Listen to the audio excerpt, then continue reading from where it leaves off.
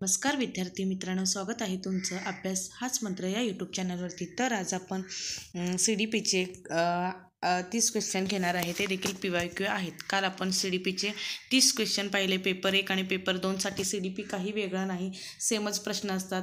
त्यामुळे तुम्हाला CDP आणि पेडॉलॉजीवरती तुम्ही फोकस करू शकता आणि CDP आणि पेडॉलॉजीचे प्रश्न तुम्ही सहज सोडून 90 मार्क मिळू शकता। त्यामुळे तुम्ही CDPवरती जास्त फोकस करा आणि सब्जेक्ट एवढा काही महत्त्वाचे नसतात। मराठीवरची तुम्ही सोडू शकता ग्रामर।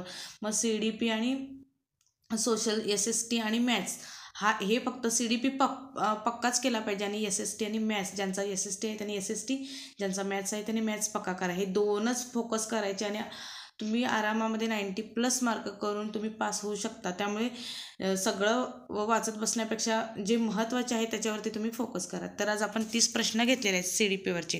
पेपर 1 आणि पेपर 2ला CDPचे वेगवेगळे प्रश्न नसतात, सेम दोन्हीला देखील सेमच असतात। म्हणजे वेगळं काही करायची गरज नाही, त्यातले तेच प्रश्न असतात दोन्हीकडे पण। तर प्रश्न पहिला, बच्चों द्वारा की जाने वाली त्रुटियों के संबंध में निम्नलिखित में कौन सा कथन सत्य है। तर एक, यदि एक शिक्षक कक्षा में सभी बच्चों की त्रुटियों को सुधारने योग्य नहीं है तो यह संकेत करता है कि शिक्षक शिक्षा की व्यवस्था में असफल है। बी, एक शिक्षक को प्रत्येक त्रुटि पर ध्यान नहीं देना चाहिए, अन्यथा पाठ्यक्रम पूरा नहीं होगा। सी, प्रत्येक त्रुटि को सुधारने में बहुत अधिक समय लगेगा तथा एक शिक्षक के लिए थकाने वाला होगा। डी, स्वयं बच्चों द्वारा त्रुटियों को सुधारा जा सकता है, इसलिए शिक्षक को उन्हें तुरंत ही नहीं सुधारना चाहिए।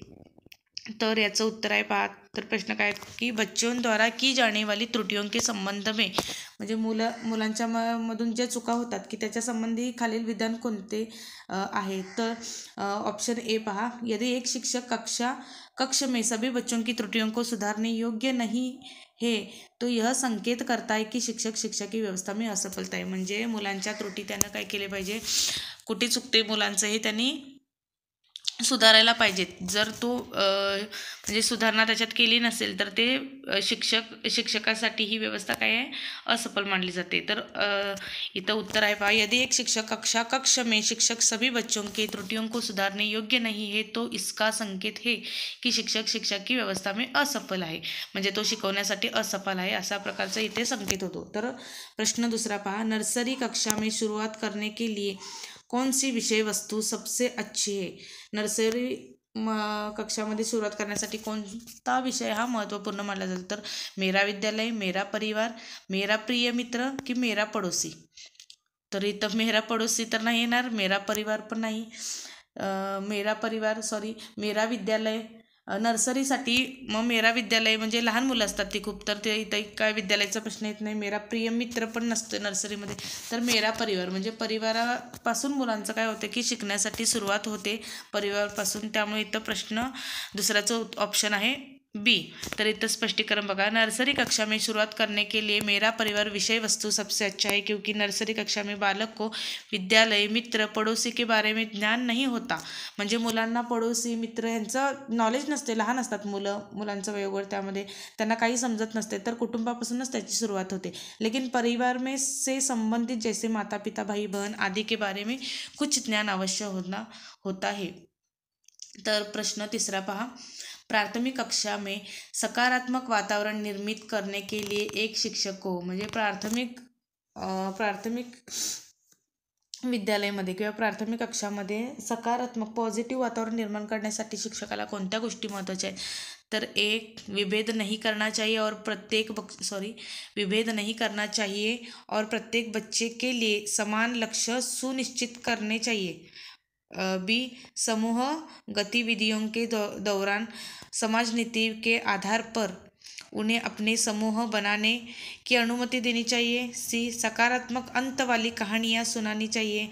सुबह प्रत्येक बच्चे का अभिवादन करना चाहिए। तर याच्यातलं ऑप्शन आहे उत्तर तर ए, विभेदन नहीं करना चाहिए और प्रत्येक बच्चे के समान लक्ष्य सुनिश्चित करना चाहिए। म्हणजे भेदभाव न करता प्रत्येक मुलांच्याकडे काय केलं पाहिजे की प्रत्येकाला समान लेखलं पाहिजे। हे बघा इथं स्पष्टीकरण देखील आहे, प्राथमिक कक्षा में सकारात्मक वातावरण निर्मित करने के लिए एक शिक्षक को विभेद नहीं करना चाहिए और प्रत्येक छात्र के लिए समान लक्ष्य सुनिश्चित करने चाहिए। प्रश्न 4 पहा, एक बच्चा जो टिम्ब से ग्रस्त है वह SAW सॉ और WAS वॉज न्यूक्लियर और अनक्लियर में अंतर नहीं कर सकता, इसे क्या कहते हैं? म्हणजे इथं काय बघा, स्वा और वॉज न्यूक्लियर और अनक्लियर में अंतर नहीं कर सकता, म्हणजे त्याला याच्यातून अंतर नाही समजत किंवा सेमच वाटते. तर हा कुठला म्हणजे आजार आहे, कुठला म्हणजे कशाशी संबंधित आहे? तो अक्षराशी आहे ना. तर याला काय म्हणतो आपण? कालच प्रश्न एक पाहिला आपण डिस्लेक्सियावरती प्रश्न पाहिला की तो काय आहे? डिस्लेक्सिया हा एक काय आहे? मानसिक रोग आहे. याचं उत्तर काय आहे? ऑप्शन 1 ए. तर या स्पष्टीकरण पहा, डिस्लेक्सिया एक प्रकार का मानसिक रोग है जिसमें अक्षरों के क्रम का ज्ञान कम होता है, जिससे बालक शब्द के अक्षरों का क्रम अंतर नहीं कर सकता एवं सॉ के स्थान पर वॉज लिख जाता है. तर अक्षराशी संबंधित असला तर तो कशाचे आजार आहे? तर डिस्लेक्सिया हा आजार आहे. प्रश्न 5, निम्नलिखित में से कौन सी विशेषता समस्या समाधान उपागम का विशेष चिन्ह है? तर निम्नलिखित में से कौन सी विशेषता समस्या समाधान उपागम का विशेष चिन्ह है? समस्या समाधानचा तर समस्या मौलिक होती है. बी, सही उत्तर प्राप्त करने का सामान्य एक उपागम होता है. सी, समस्या केवल एक सिद्धांत प्रकरण पर आधारित होता है. डी, समस्या कथन में संकेत अंतर्निहित रूप से दिया जाता है. तर ऑप्शन काय आहे? तर डी आहे. तर डीचं स्पष्टीकरण बघा काय दिले, समस्या कथन में संकेत अंतर्निहित रूप में दिया होता है, यह विशेषता समस्या समाधान उपागम का विशेष चिन्ह है. तर ऑप्शन क्रमांक डी. तर पुढे प्रश्न 6, प्रतिभाशाली विद्यार्थी. पुन्हा रिपीट होणारे प्रश्न पहा. प्रतिभाशाली विद्यार्थ्यांच्या संबंधी विचारले जातो, आजार विचारले जातात. उदाहरणार्थ डिस्लेक्सिया अशा प्रकारचे वेगवेगळे आजार आहेत मुलांच्यामध्ये, दृष्टीहीनतेसाठी आहेत किंवा एखादा अपंगत्व असलं किंवा त्याला शाळेमध्ये काही जे अडचणी येतात शिकण्यामध्ये, तर त्या काही आजार आहेत त्या एका पेजवरती काढायचे उतरून. त्याचप्रमाणे प्रतिभाशाली विद्यार्थ्यांच्याबद्दल काही म्हणजे त्यांचे काही विशेष वैशिष्ट्य असतात ते एका पेजवर काढायचे. परत जे विचारवंत शास्त्रज्ञ होऊन गेले त्यांच्याबद्दल काही काही मांडलेले आहेत ते एका पेजवरती काढायचे. जे महत्त्वाचे आहेत त्याच्यावरती प्रश्न चुकतच नाही तसले, म्हणजे आपण पेज एका ताव घेऊन त्याच्यावरती नोट्स काढू शकतो. तर प्रश्न पहा 6, प्रतिभाशाली विद्यार्थी शिक्षकों से स्वतंत्र होते हैं. बी, स्वभाव में अंतर्मुख होते हैं. सी, अपनी आवश्यकताओं को दृढ़तापूर्वक नहीं कह पाते. डी, अपने निर्णयों में आत्मनिर्भर होते हैं. तर प्रतिभाशाली विद्यार्थी कसे असतात? तर ते स्वतः निर्णय घेऊ शकतात आणि ते आत्मनिर्भर असतात. तर ते कसे असतात? प्रतिभाशाली छात्र सदैव अपने निर्णय पर आत्मनिर्भर असतात. त्यांना हुशार विद्यार्थी कसे असतात? कॉन्फिडंट असतो, त्यांना प्रत्येक गोष्टी म्हणजे येत असतात त्याची उत्तरं वगैरे. तर प्रश्न 7, चिंतन की सूचना प्रक्रमण सिद्धांत में निम्नलिखित चरण आते हैं. चिंतन की सूचना प्रक्रमण सिद्धांत में निम्नलिखित चरण आते हैं. तर प्रतिक्रिया क्रियान्वयन, ख, प्रतिक्रिया चयन, ग, श्रेणीकरण आणि घ, पूर्व प्रक्रमण.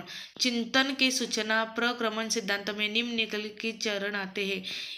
इन चरणों का सही क्रम, म्हणजे या चरणाचे सही क्रम, चिंतन जे करतोय आपण त्याचे व्यवस्थित क्रम लावायचे आहेत आपल्याला.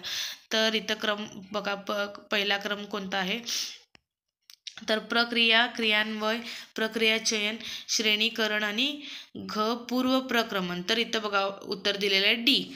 तर डी, घ आधी हे सुरुवातीला येतात पूर्व प्रक्रमण. तर सुरुवातीला चिंतन करायचं, तर आपण काय करतो की पूर्वी ज्या गोष्टी घडलेल्या आहेत त्याच्याबद्दल काय करतो? पूर्व प्रक्रमण. घ नंतर ग येते, श्रेणीकरण करायचं आहे. नंतर ख, प्रतिक्रिया चयन, त्याच्यावरती जी प्रतिक्रिया ती प्रतिक्रिया देतो. नंतर काय करतो की ती क्रियेमध्ये आपण काय करतो? जी प्रतिक्रिया आहे त्याच्यावरती क्रियान्वय, क्रियाच्या रूपामध्ये आपण काय करतो? क्रियान्वित करतो. तर याचं ऑप्शन काय आहे? ऑप्शन क्रमांक डी, ख, ग, ख, क. घ, ग, एक नंबरला घ, 2 नंबरला ग, 3 नंबरला ख आणि 4 नंबरला क. तर पुढचा प्रश्न पहा. चिंतन के, बघा इथं स्पष्टीकरण. चिंतन के सूचना प्रक्रमण सिद्धांत का चरण निम्नवत होगा. पूर्वक प्रक्रमण, श्रेणीकरण, प्रतिक्रिया चरण आणि प्रतिक्रिया क्रियान्वयन. अशा प्रकारे काय आपण ट्रिक्स वगैरे वापरून पण हे केलं तरी चालते. आपल्याला जसं समजेल समजण्यासाठी काय आपण स्वतः ट्रिक करायचे सेल्फ स्टडीसाठी. प्रश्न 8वा. सीखने संबंधित निर्योग्यताए सामान्यता. सीखने संबंधित, आता शिकण्याशी संबंधित प्रश्न बघा. औसत से श्रेष्ठ बुद्धि लाब्धि वाले बच्चों में पाई जाती है. सीखने संबंधित निर्योग्यता, निर्योग्यता लड़कियों की तुलना में अधिकतर लड़कों में पाई जाती है. अधिकतर उन बच्चों में पाई जाती है जो शहरी क्षेत्रों के अपेक्षा ग्रामीण क्षेत्रों से संबंधित रहते हैं. उन बच्चों में पाई जाती है विशेषता जिनके पैतृक अभिभावक इस प्रकार की समस्याओं से ग्रसित होते हैं. तर उत्तर यायचं आहे बघा. औषध से श्रेष्ठ बुद्धि लब्धि वाले बच्चों में पाई जाती है. नाही. लड़कियों की तुलना में अधिकतर लड़कों में. याचं मुलगा मुलगीचा काही भेदभाव नसतो. अधिकतर उन बच्चों में पाई जाते. शहरी आणि ग्रामीण भागाचं पण याच्यामध्ये नाही.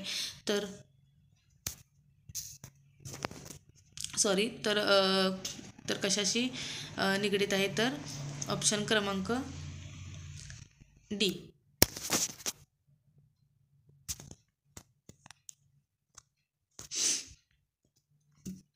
डी. सीखने संबंधित निर्योग्यताएं वंशानुगत चलने वाली प्रक्रिया है.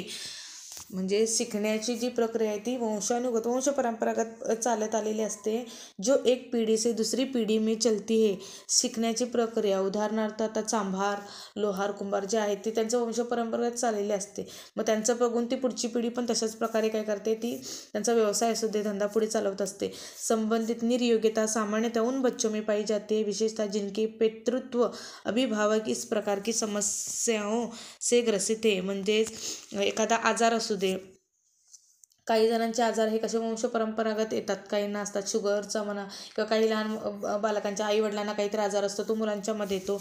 तर अशा प्रकारे ते परंपरागत म्हणजेच की काय ते पैतृक म्हणजेच काय की जे आपल्या म्हणजे वंशानुगत येतात तशा प्रकारे. 9. मोनिका जो गणित की शिक्षिका है राधिका से एक प्रश्न पूछती है. राधिका से कोई उत्तर न मिलने पर वह तुरंत मोहन से दूसरा प्रश्न पूछती है. जब उससे मन महसूस होता है कि मोहन उत्तर बताने में संघर्ष कर रहा है तो वह अपने प्रश्न के शब्दों को बदलती है. मोनिका की यह प्रवृत्ति यह प्रदर्शित करती है कि वह म्हणजे इस तथ्य से पूर्णतः परिचित है कि राधिका सवालों के जवाब देने के योग्य नहीं है. बी. अपने सवाल के प्रति थोड़ा घबरा गई है. सी. मोहन का पक्ष लेकर लिंग भूमिकाओं में रूढ़िबद्ध को बढ़ावा दे रही है. डी. राधिका को किसी उलझनपूर्व स्थिति में नहीं डालना चाह रही है. तर ऑप्शन क्रमांक सी आहे बघा. मोनिका राधिका से, स्पष्टीकरण पहा. मोनिका राधिका से उत्तर न प्राप्त होने पर, राधिकाकडून उत्तर नाही मिळाल्यामुळे ती काय करते, जब वह मोहन से प्रश्न पूछती है परंतु मोहन उत्तर देने में संघर्ष करता है जिससे शिक्षिका प्रश्न के शब्दों को बदलकर प्रश्नांच्या शब्दांना बदलते मोहन की सहायता करती है. अंत म्हणजे मुलींना विचारलेल्या प्रश्नांमध्ये काय करते की बदल करते मुलग्याला प्रश्न विचार. अंत इससे यह स्पष्ट होता है कि शिक्षिका मोहन का पक्ष लेकर लिंग भूमिका में रूढ़िबद्धता को बढ़ावा दे रही है. तर यामध्ये मुलगा आणि स्त्री आणि मुलगा भेदभाव हे करून काय करतात की तिला प्रश्नाचं मुलींना आलं नाही म्हणून ती काय करते की बढावा करते. म्हणजे मुलांना प्रश्नाचं उत्तर सहायता करून बढावा करते. ऑप्शन क्रमांक सी. तर पुढे पहा. प्रश्न 10वां. सीखने के लिए आकलन निम्नलिखित का ध्यान रखता है. शिवाय म्हणजे शिकण्यासाठी आकलन कोणत्या निम्नलिखित में काय लक्षात म्हणजे ध्यान रखता है. ए. विद्यार्थियों की क्षमताएं. बी. विद्यार्थियों की आवश्यकताएं. सी. विद्यार्थियों की त्रुटियां. डी. विद्यार्थियों की अधिगम शैलिया। तर इथं पहा उत्तर काय, विद्यार्थियों की आवश्यकता आहे शिकण्यासाठी काय गोष्टी आहे, तर विद्यार्थियों की क्षमता काय हे महत्त्वाचं नाही आहे, तर विद्यार्थ्यांची आवश्यकता महत्त्वाची आहे। विद्यार्थियों की त्रुटियां हे बघितलं जात नाही, विद्यार्थियों की अधिगम शैलिया देखील इथं बघितलं जात नाही। ऑप्शन क्रमांक बी। तर स्पष्टीकरण पहा, सीखने के लिए आकलन विद्यार्थियों की आवश्यकता का ध्यान नहीं रखता है। म्हणजे शिकण्यासाठी विद्यार्थ्यांची आकलन काय आहे, विद्यार्थियों की आवश्यकता का ध्यान, विद्यार्थ्यांच्या आवश्यकताचं ध्यान नाही राहत। तर जबकि सीखने के लिए आकलन विद्यार्थियों की क्षमता, विद्यार्थ्यांच्या मुलांची क्षमता किती आहे तर हे महत्त्वाचं आहे। उनकी त्रुटियों एवं अधिगम शैलियों का ध्यान रखता है। म्हणजे शिकण्यासाठी व्यक्तीला काय की विद्यार्थ्यांची क्षमता म्हणजे विद्यार्थ्यांची आवश्यकता, विद्यार्थ्यांना त्यांच्या क्षमता, त्यांच्या त्रुटिया इत्यादी गोष्टीपासून काय करतात, ह्या गोष्टी शिकण्यासाठी म्हणजे ध्यानात लक्षात घ्यायला पाहिजेत। पुढे पहा 11वा प्रश्न, एक समान जुड़वा भाइयों में से एक को सामाजिक आर्थिक रूप से धनाढ्य परिवार द्वारा गोद लिया जाता है। एक समान जुड़वा भाइयों बच्चों को सामाजिक आर्थिक रूप से धनाढ्य परिवार म्हणजे श्रीमंत असलेल्या परिवाराकडून काय करतात की मुलग्याला दत्तक घेतलं जाते, और दूसरे को एक निर्धन परिवार द्वारा 1 वर्ष के लिए उनके बुद्धि लब्धांग के बारे में निम्नलिखित में से क्या अवलोकित होने की सर्वाधिक संभाव्य है। तर पहा प्रश्नांचे ऑप्शन पहा, दोनों समान रूप से अंक प्राप्त करेंगे, बी धनी सामाजिक आर्थिक परिवार वाले लड़के की अपेक्षा निर्धन परिवार वाला लड़का अधिक अंक प्राप्त करेगा, सी सामाजिक आर्थिक स्तर बुद्धि लब्धांब को प्रभावित नहीं करता, डी निर्धन परिवार वाले लड़के की अपेक्षा धनी सामाजिक आर्थिक परिवार वाला लड़का अधिक अंक प्राप्त करता है। तर याचं उत्तर आहे ऑप्शन क्रमांक सी। तर किसी भी प्रकार के बच्चों के बुद्धि लब्धांब को सामाजिक आणि आर्थिक स्तर पर प्रभावित नहीं करता। बुद्धी हे काय आहे की त्याचा आर्थिक आणि सामाजिक परिस्थिती पाहिली जात नाही। तर पुढे पहा 12वा नंबरचा प्रश्न आहे, निम्नलिखित में से कौन सा सूक्ष्म गतिक और निम्नलिखित में से कौन सा सूक्ष्म गतिक कौशल्य का उदाहरण आहे। म्हणजे सूक्ष्म गतिक कौशल्याचं उदाहरण खालीलपैकी कोणतं आहे, तर ऑप्शन ए दौड़ना, लिखना, बी लिखना, सी चढ़ना, डी फुदकना। मग सूक्ष्म गती, तर सूक्ष्म गतिकचं काय आहे, दौडणं हे सूक्ष्म गती नाही आहे, चलना हे पण सूक्ष्म गती नाही येते, आणि फुदकना म्हणजे काय उड्या मारणे किंवा म्हणतोय आपण तसं तर नाही। तर लिहिण्याची गती कशी आहे की ती सूक्ष्म गती कौशल्य आहे। बघा इथं स्पष्टीकरण, सूक्ष्म गती कौशल्य शारीरिक क्रियाओं से है जिसमें दौड़ना, चलना, फुदकना आदि आते हैं, जबकि लिखना सूक्ष्म गतिक कौशल्य के अंतर्गत नहीं आता। सूक्ष्म गती कौशल्य का उदाहरण है, तर सूक्ष्म गती उदाहरण काय आहे, तर बी।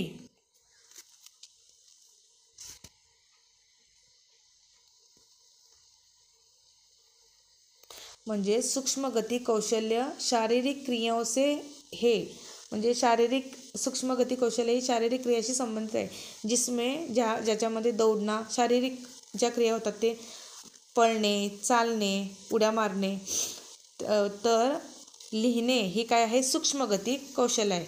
तर शारीरिक क्रियामध्ये गतिक कौशल्य, गती ज्याच्यामध्ये आपल्याला प्राप्त होते, पळणे, धावणे, उड्या मारण्याच्यामध्ये गती असतात, तर सूक्ष्म कशा असतात की चित्र काढणे, लिहिणे, तर या काय सूक्ष्म गती कौशल्यामध्ये यांचा समावेश होतो। 13 वाइगोत्स्की के सिद्धांत का निहितार्थ है, तर ऑप्शन ए।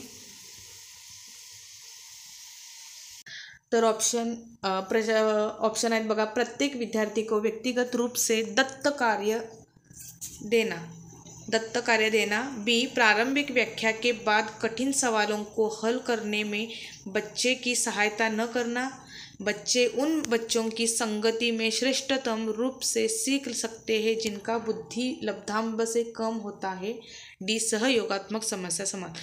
तर वायगोत्स्की के सिद्धांत का निहितार्थ, वायगोत्स्कीचा सिद्धांत माहिती पाहिजे। तर इथं बघा स्पष्टीकरण, वायगोत्स्की के अनुसार ज्ञान बाह्य वातावरण में स्थित तथा सहयोगी होता है। वायगोत्स्कीच्या अनुसार काय, तर ज्ञान हे काय आहे, बाह्य वातावरणाशी सहयोगी होते, बाहेरच्या वातावरणाशी निगडीत असते। अर्थात ज्ञान विभिन्न व्यक्ती एवं वातावरण, वेगवेगळ्या व्यक्तीशी त्याचप्रमाणे वेगवेगळ्या वातावरणातून, जसं की वस्तुओं, एखादे अवजार, पुस्तके, किताबों, मानवीय निर्मिताओं इत्यादि तथा समुदाय म्हणजे जिसमें व्यक्ति रहता है, वेगवेगळ्या समूहातील लोक में वितरित होता है।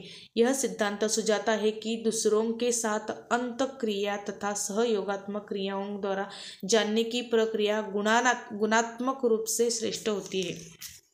म्हणजे की दुसरों के साथ अंतक्रिया, दुसऱ्यांच्या बरोबर झालेल्या ज्या क्रिया आहेत अंतक्रिया, त्याचप्रमाणे सहयोगिता म्हणजे आपण एकमेकांशी सहयोगात्मक, तर त्या काय आहेत, ते प्रक्रिया या गुणात्मक रूपमध्ये श्रेष्ठ आहेत। तर याचं उत्तर ऑप्शन पहा डी, सहयोगात्मक समस्या समाधान।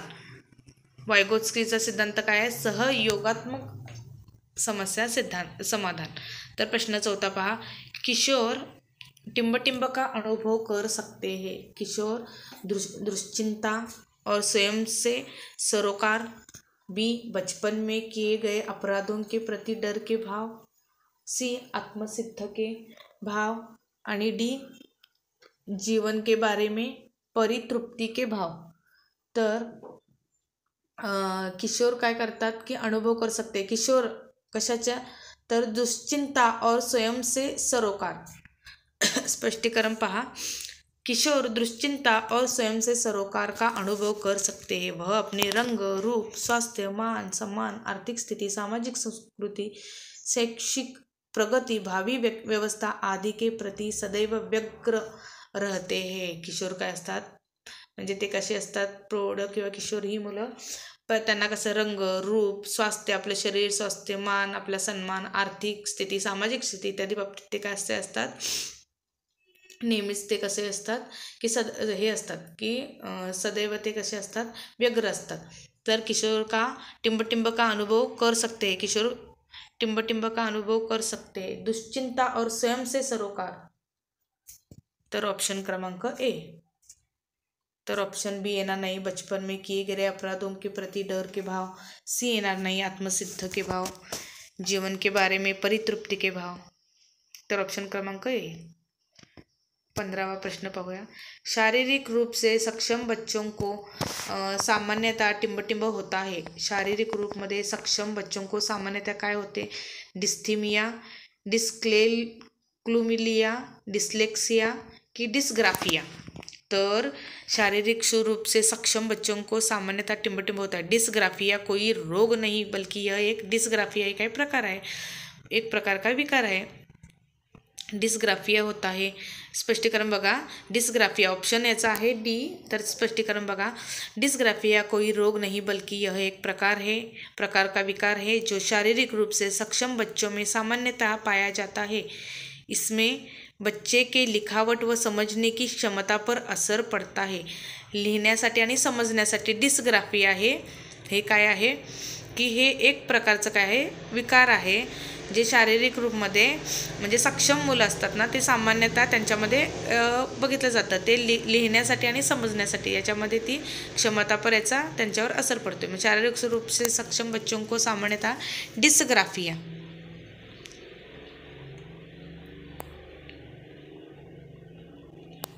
ऑप्शन क्रमांक डी।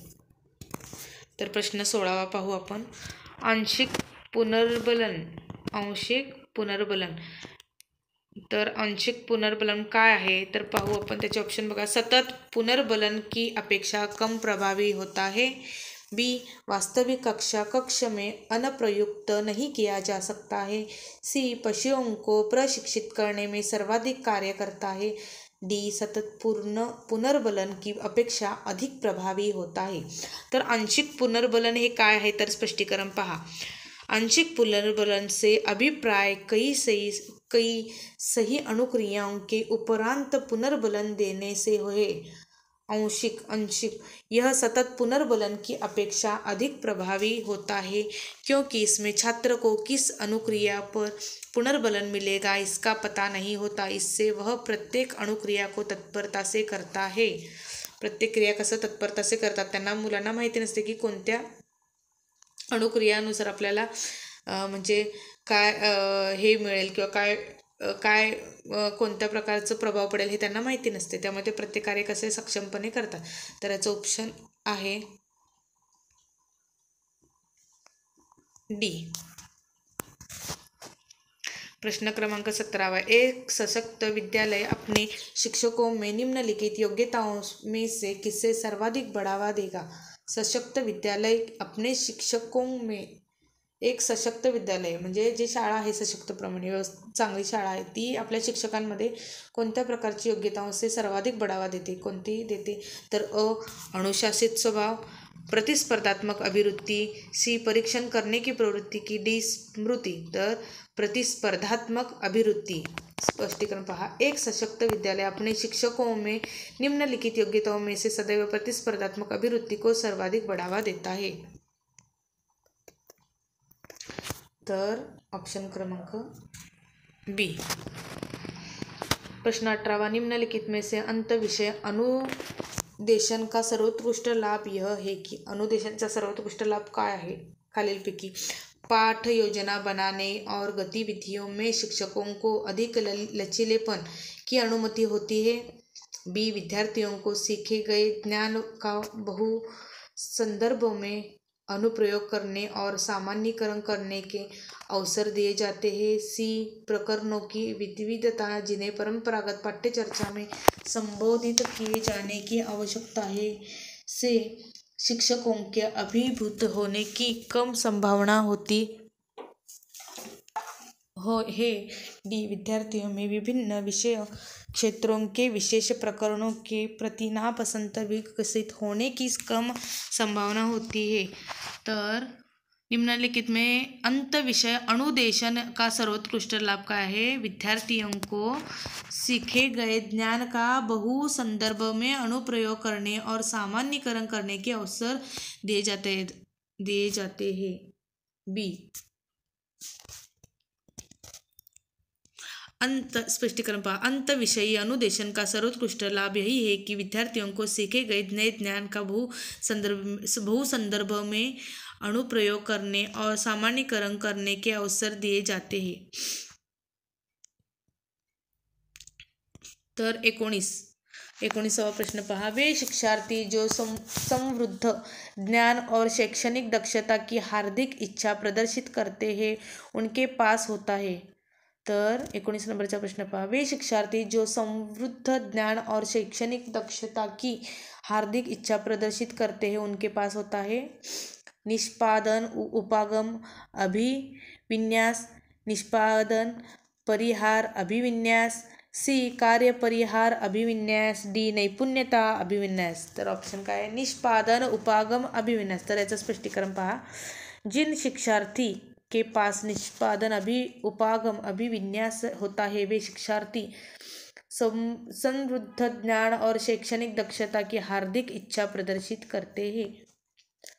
तर ऑप्शन क्रमांक काय आहे,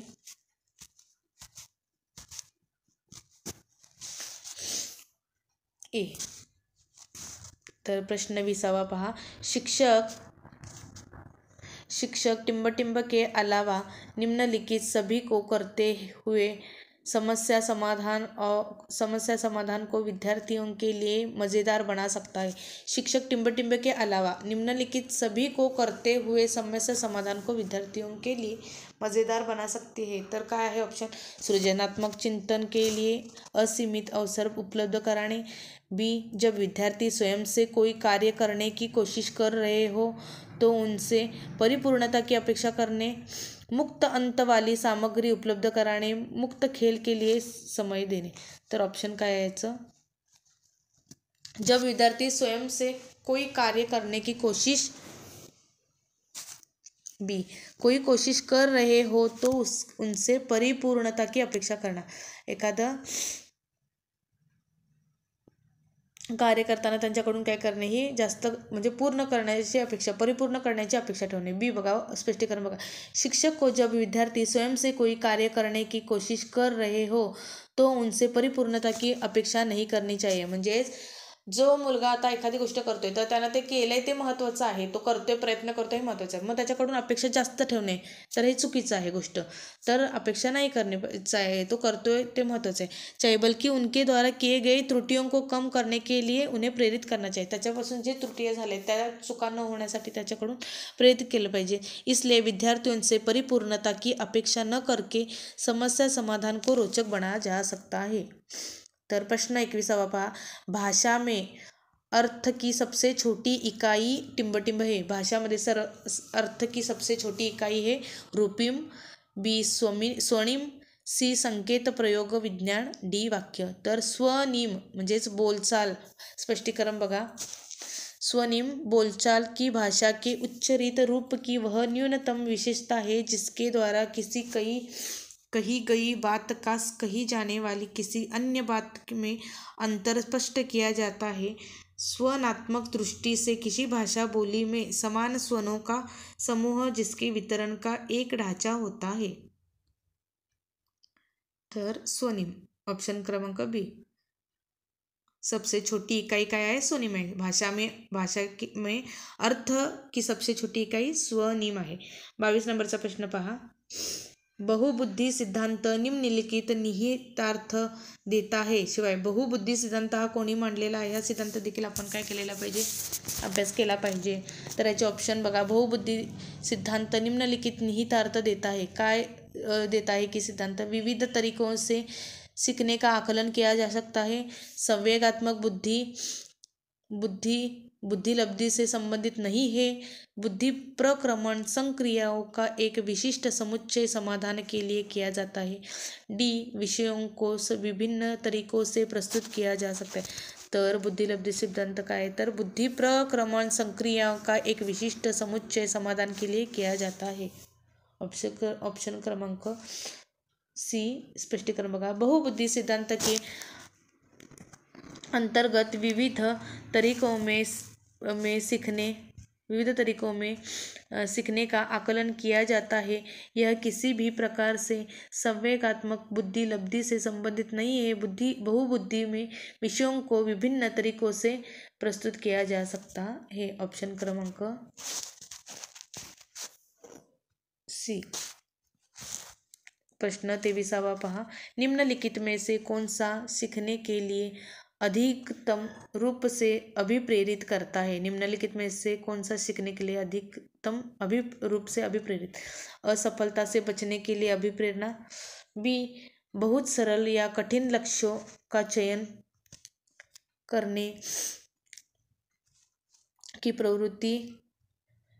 त्यानंतर लक्ष्यों को प्राप्त करने में व्यक्तिगत संतुष्टि. डी बाह्य कारक. तर बहुत सरल या कठिन लक्ष्यों का चयन करने की प्रवृत्ति.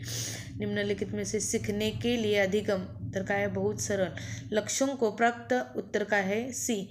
लक्ष्यों को प्राप्त करने में व्यक्तिगत संतुष्टि. म्हणजेच स्पष्टीकरण पहा. लक्ष्यों को प्राप्त करने में व्यक्तिगत संतुष्टि सीखने में अधिकतम रूप से अभिप्रेरित करता है. व्यक्तिगत संतुष्टि की आपली स्वतःची काय माहिती आहे, आपण ज्याच्यामध्ये खुश मानतो की ज्याच्यातनं आपल्याला काय होते की समजते, तर व्यक्तिगत संतुष्टि आपली सीखने में अधिकतम रूप से अभिप्रेरित करता है. तर 24 नंबरचा प्रश्न पहा. बुद्धि लब्धांध सामान्यतः टिंबटिंब रूप से शैक्षणिक निष्पादन से संबंधित होता है. तर उच्च, मध्यम, कम से कम आणि पूर्ण. तर कशाशी संबंध असते? बुद्धि लब्धांध सामान्यतः कशाशी असते? बुद्धि लब्धांध उच्च रूप से शैक्षणिक निष्पादन में संबंधित होते हैं. तर ऑप्शन क्रमांक ए. 25वा प्रश्न पहा. 16 वर्षीय बच्चा म्हणजे 16 वर्षाचा मुलगा बच्चा बुद्धि लब्धि परीक्षण में 75 अंक प्राप्त करता है. उसकी मानसिक आयु टिंबटिंब वर्ष होगी. म्हणजे हे कसं आहे माहिती आहे की मानसिक आयु, त्याचं वर्ष आणि त्याची काय आहे बुद्धिलब्धी परीक्षण में 75 अंक प्राप्त होत आहे. मग त्याच्यावरनं आपलं काय करायचं असते, मानसिक आयु काढायचं असते. तर हे मानसिक आयुचं एक असं गणितीय पद्धत आहे ते सोडवण्याची. तर ते देखील तुम्ही केलं पाहिजे. बघा इथं खाली दिलेलं आहे, म्हणजे ऐकू काढायचं असतं एखाद्या मुलाचं. आता इथं बघा स्पष्टीकरण दिलं आहे बघा. 16 वर्षाच्या मुलग्याचं काय झालेलं आहे की बुद्धिलब्धी किती आहे, त्याचं 75 अंक प्राप्त होते. तर त्याचं मानसिक आयु, त्या 16 वर्षाच्या मुलग्याचं मानसिकता म्हणजे मानसिक वर्ष आयु काय असेल, तर इथं बघा IQ काढलेला आहे, म्हणजे बुद्धिलब्धांक काढलेला आहे. MA म्हणजेच काय, मानसिक आयु, आणि CA म्हणजेच काय, वास्तविक आयु त्याची, आणि गुणिले 100 करायचं. तर IQ काढायचं आहे आपल्याला, म्हणजे बुद्धिलब्धांक काढायचं आहे. तर त्याचं बरोबर काय केलेलं आहे, MA म्हणजे काय, मानसिक आयु किती काढायचं आहे आपल्याला. तर CA म्हणजे काय, वास्तविक आयु 16 वर्ष आहे, गुणिले 100 केलेलं आहे आपण. तर त्या मुलग्याचं IQ किती सांगितलेलं आहे इथं, 75. मग IQच्या जागी आपण 75 लिहिलेलं आहे बघा. मुलाचं इथं IQच्या इथं 75 लिहिलेलं आहे. त्यानंतर त्याची मानसिक तिथं MA आपल्याला काय करायचं आहे, ही आपल्याला मानसिक आयु ही काढायची आहे. तर CA किती, वास्तविक वय किती होतं त्याचं, तर 16 वर्ष आहे, हे इथं लिहिलेलं आहे 16 वर्ष. तर त्याचं IQ 75 येतं आहे, वय दिलेलं आहे, IQ दिलेलं आहे. तर आपल्याला हे काढायचं आहे MA. तर गुणिले 100ने त्याला काय केलेलं आहे, भागले. तर इथं खाली पहा त्याचं. तर MA म्हणजेच काय आहे, तर MA म्हणजेच काय आहे, मानसिक आयु काढायचं आहे. तर मानसिक आयु कसं केलेलं आहे बघा, 75 बरोबर MA म्हणजेच काय केलेलं आहे, तर 75 गुणिले 16 भागिले 100 बरोबर MA किती आलेलं आहे, की ह्याला भाग दिल्यावर उत्तर काय आहे, 12 वर्ष आलेलं आहे. तर अशा प्रकारचे प्रश्न हे विचारले जातात. पहा, हे तुम्हाला देखील हे करून घेतलं पाहिजे. एक ना एक प्रश्न हा देखील खूप महत्त्वाचा प्रश्न आहे. तर पुढील 26 नंबरचा प्रश्न पहा. विद्यार्थियों के पोर्टफोलियो के लिए सामग्री का चयन करते समय टिम्ब टिम्ब का जरूर होना चाहिए. विद्यार्थियों पोर्टफोलियो के लिए सामग्री चयन करने के लिए अन्य शिक्षकों और समावेशन की ज़रूरत है. B विद्यार्थियों और समावेशन की ज़रूरत है. C अभिभावकों और समावेशन की ज़रूरत की. D विद्यार्थियों और बहिष्करण की ज़रूरत. तर ऑप्शन काय आहे, B आहे, विद्यार्थियों आणि समावेशन की जरूरत. तर स्पष्टीकरण पहा. विद्यार्थियों के पोर्टफोलियो के लिए सामग्री का चयन करते समय विद्यार्थियों का समावेशन जरूर होना चाहिए. तर विद्यार्थ्यांचं समावेशन हे पोर्टफोलियोसाठी खूप महत्त्वाचं आहे. तर 27 नंबरचा प्रश्न पहा. सफल समावेशन को निम्नलिखित की आवश्यकता होती है शिवाय. A संवेदनशील बनना, B पृथक्करण, C अभिभावकों की भागीदारी, D क्षमता संवर्धन. तर सफल समावेशन को निम्नलिखित में से, तर ऑप्शन क्रमांक B पृथक्करण. बघा स्पष्टीकरण दिलेलं आहे इथं खाली. सफल समावेशन के लिए शिक्षक का संवेदनशील होना एवं अभिभावकों की भागीदारी तथा छात्रों का क्षमता संवर्धनात्मक आवश्यकता होता है सिवाय पृथक्करण के. तर प्रश्न क्रमांक 28 पहा. विद्यालय में लिंग भेदभाव से बचने का सर्वोत्तम तरीका हो सकता है. म्हणजे पेडोलॉजीवरती प्रश्न आहे बघा. विद्यालय में लिंग भेदभाव से बचने के लिए, लिंग भेदभाव वाचवण्यासाठी कोणता सर्वोत्तम उपाय है. तर ए शिक्षकों द्वारा उनके लिंग पक्षपात पूर्ण व्यवहारों का अधिसंज्ञान, पुरुष एवं महिलाओं शिक्षकों को समान संख्या में भरती करना. चूक कसले प्रश्न, उत्तर स्पष्टीकरण पहा कसे आहेत. तर विद्यालय में लिंग भेदभाव को दूर करने के लिए नियम बनाना और कड़ाई से उसका पालन करवाना. D संगीत प्रतियोगिता के लिए लड़कियों की अपेक्षा अधिक लड़कों का चयन करना. ह्याचे हे कॉमन सेन्सनं प्रश्न आपले सोडू शकतात. तर ऑप्शन काय आहे त्याचं, ऑप्शन क्रमांक A आहे पहा. शिक्षकों द्वारा उनके लिंग पक्षपात पूर्ण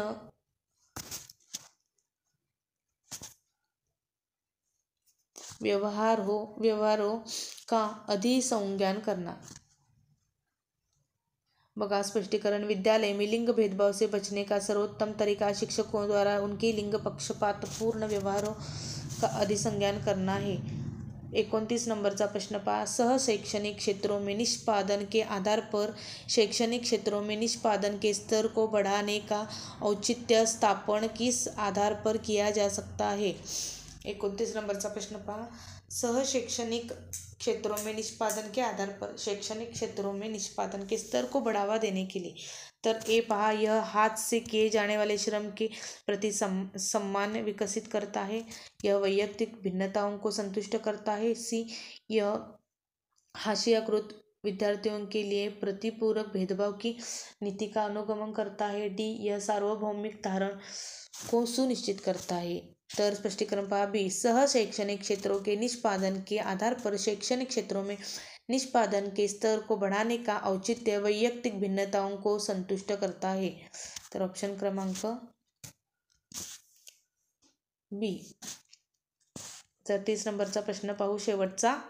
विद्यालय में निम्नलिखित उपस्थिति के लिए वंचित बच्चों को प्रोत्साहित करने का निम्नलिखित में से कौन सा तरीका सर्वाधिक उपयुक्त होगा। ए, आवासिक विद्यालय खोलना। बी, बच्चों को विद्यालय आने की अनुमति न देने को कानूनन दंडनीय अपराध बनाया चाहिए। सी, विद्यालय द्वारा बच्चों को एकत्रित करने वाले एक व्यक्ति को नियुक्ति किया जाए जो प्रतिदिन घरों से बच्चों को लेकर आए। डी, बच्चों को आकर्षित करने के लिए प्रतिदिन 5 रुपये देना। तर स्पष्टीकरण पहा, विद्यालय में नियमित उपस्थिति के लिए वंचित बच्चों को प्रोत्साहित करने के लिए आवासिक विद्यालय खोलने का तरीका सर्वाधिक उपयुक्त आहे। आवासिक म्हणजे की जिथं मुलं राहू शकतात, की आवासिक विद्यालय खोलणार। वंचित म्हणजे जी दारिद्र्य रेषेखालील किंवा ज्यांना गरीब किंवा असतात त्या मुलांसाठी काय आवासिक निवासी म्हणजे तिथेच जवळपास राहायची पण सोय त्यांना केली पाहिजे। तर अशा प्रकारचे आपण CDP वरचे 30 प्रश्न पाहिले आहेत। तर असेच डेली आपण CDP वरती फोकस करणार आहेत, कारण की CDP आणि चा अभ्यास केला तर पेडॉलॉजीचे पण आपल्याला त्याच्यातून अभ्यास होऊन जातोय।